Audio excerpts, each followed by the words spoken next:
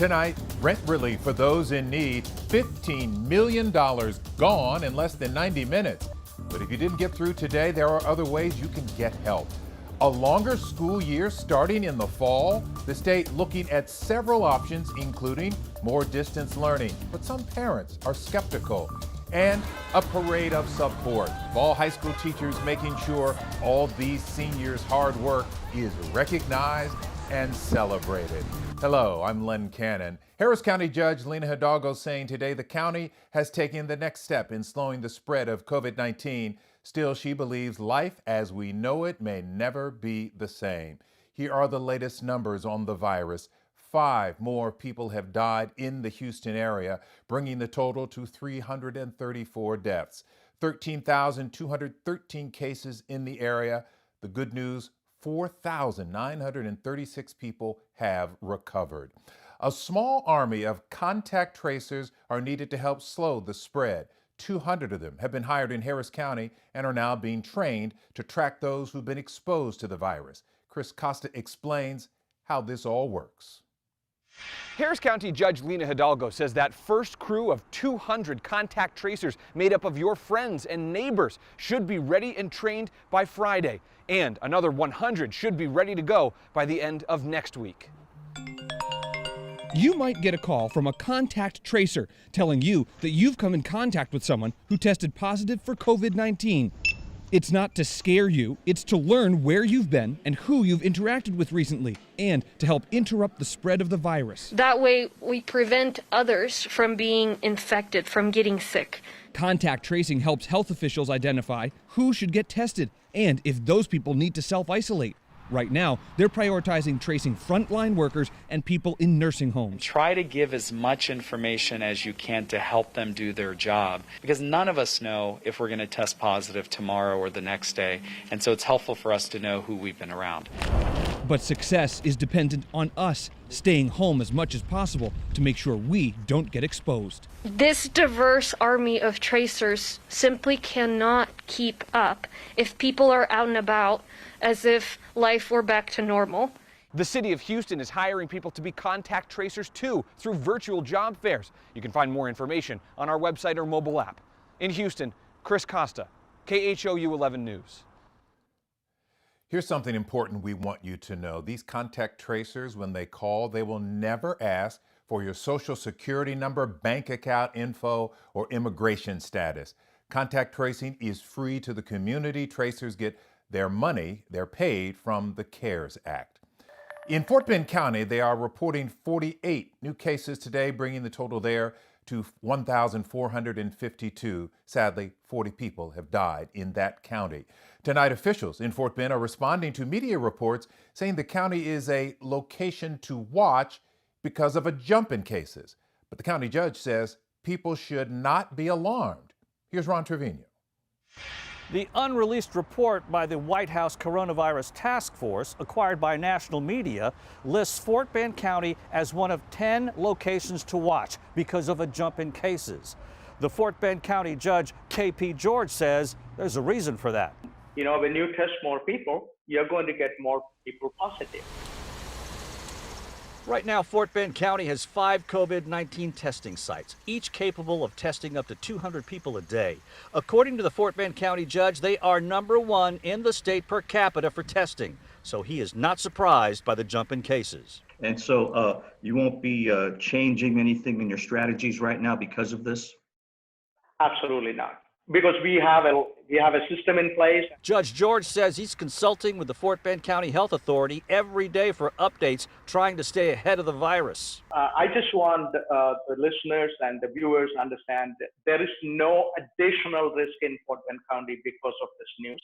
And we are staying on top of it, and we will continue to test more people.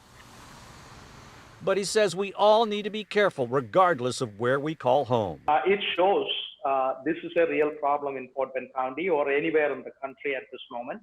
And so be cautious.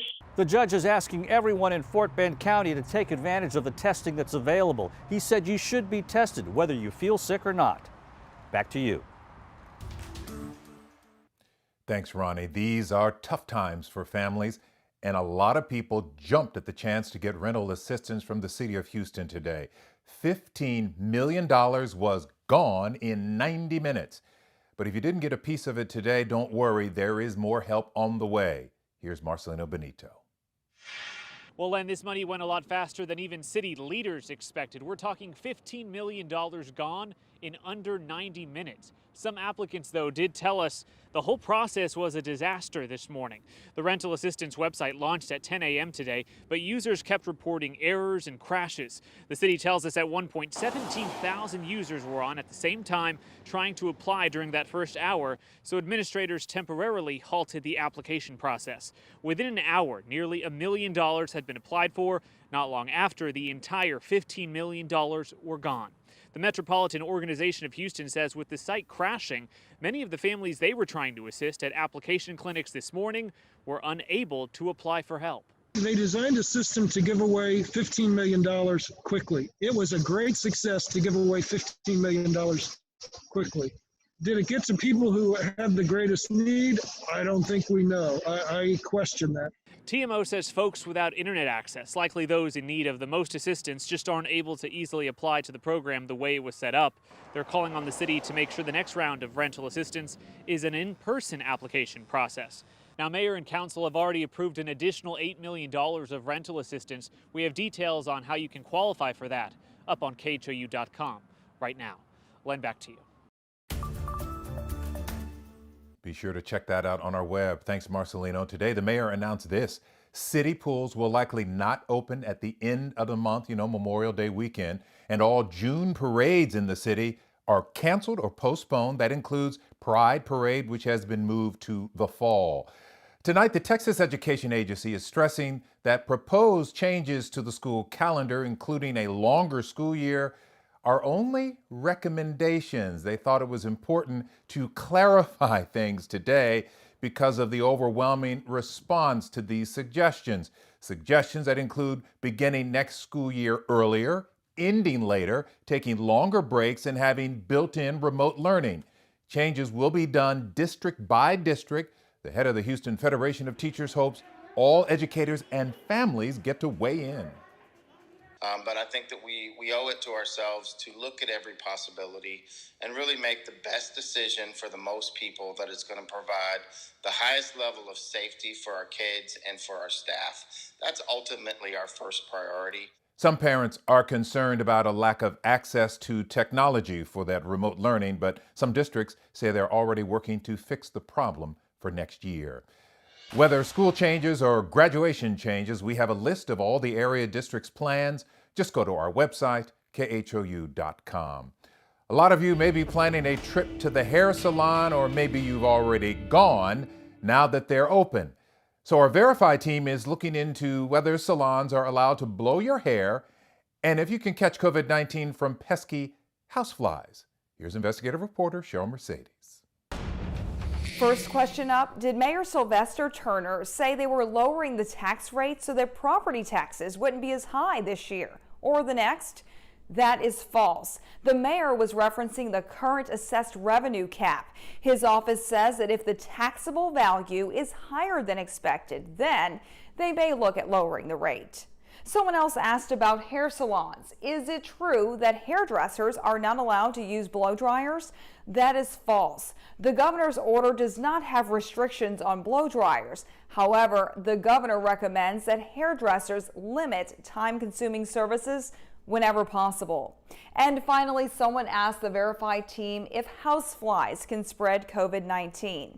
That is also false. The World Health Organization says there's no evidence that houseflies can transmit COVID-19. Back to you. Houseflies, can you imagine that? Thank you, Cheryl. Keep the questions coming. Email verify@khou.com or reach out on Facebook or Twitter with the hashtag KHOUVerify.